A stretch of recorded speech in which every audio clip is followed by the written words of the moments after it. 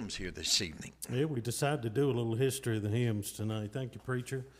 The preacher has talked about imagery in the Bible lately, and I got to thinking about it when I started working on this song really several months ago. But a painter, an artist painter, uses charcoal or oils or pencils to create an image for all the world to see, and an artist is inspired by what either they see or can conceive in their mind. And in the world of hymns, sometimes life itself serves as the inspiration, and then the notes from a musical instrument, along with the words inspired, sometimes out of the pains of life, forms an image for all to hear.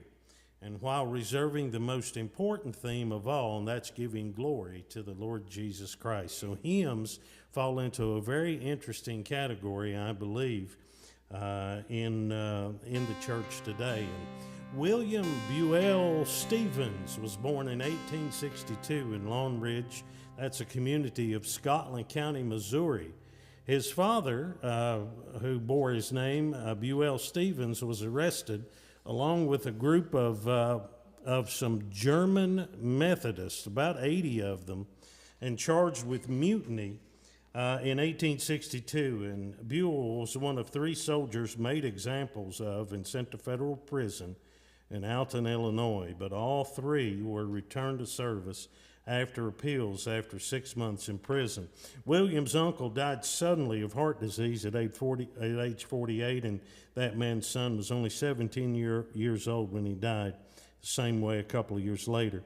This would have happened in Mr. Stevens' late teens.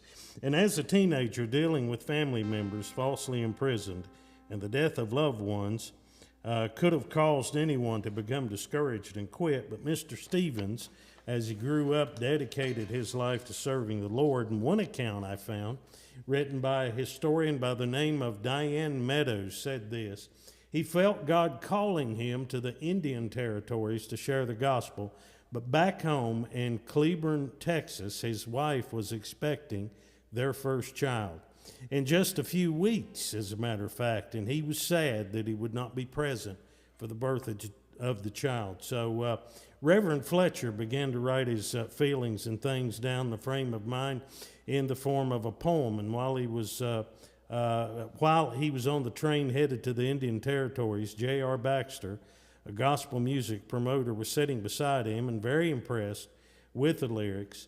Mr. Baxter offered $2 for the lyrics and subsequently put the music to the poem. At least this is the story his grandson in 2008 gave us, and no other documentation seems to be found. And could it be, in the mind of this man, William Stevens, suffering from life's setback, he started to wonder, like we sometimes do, why did this happen to me? Is there a reason, Lord? Regardless, in our day, we often ask the same questions, but one truth remains, and that's farther along, we'll understand why.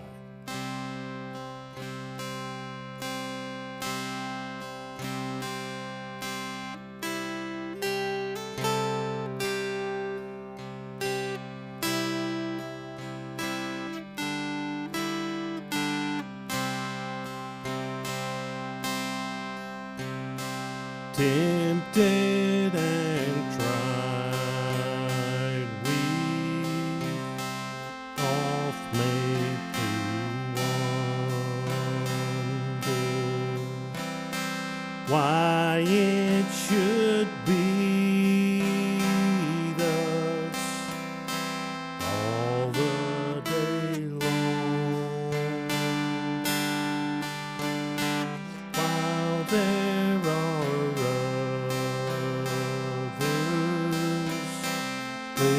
living about us, never molested,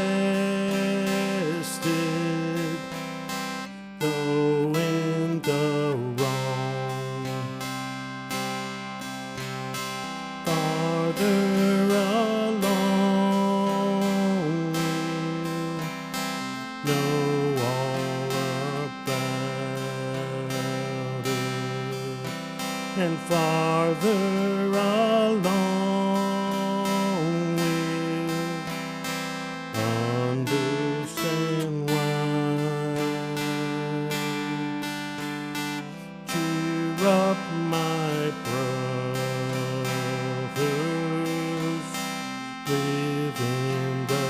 sunshine. We'll understand it all by and by. When death has come and taken our loved ones, it leaves our home so lonely and blue. Then do we wonder why others prosper, living so wicked year after year? I actually found the lost verse to this song, very old. Faithful till death said, our loving Master, a few more days to labor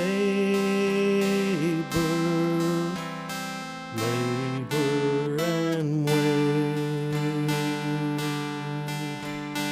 Toils of the road will then seem as nothing as we sweep through the beautiful gate.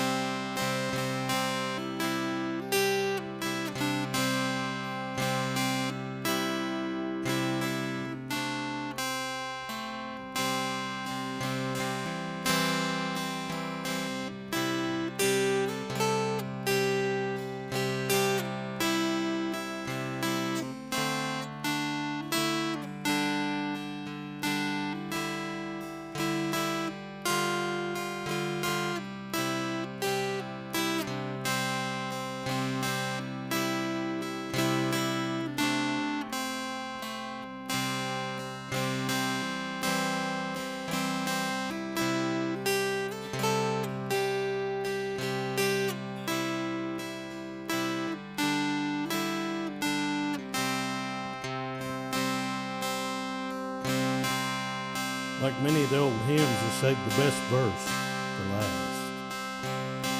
When we see Jesus coming in glory, when he comes from his home in the sky, then we shall meet him in that bright mansion. We'll understand it all by and by. Farther along we'll know all about it. Farther along we'll understand why. Cheer up, my brothers, live in the sunshine. We'll understand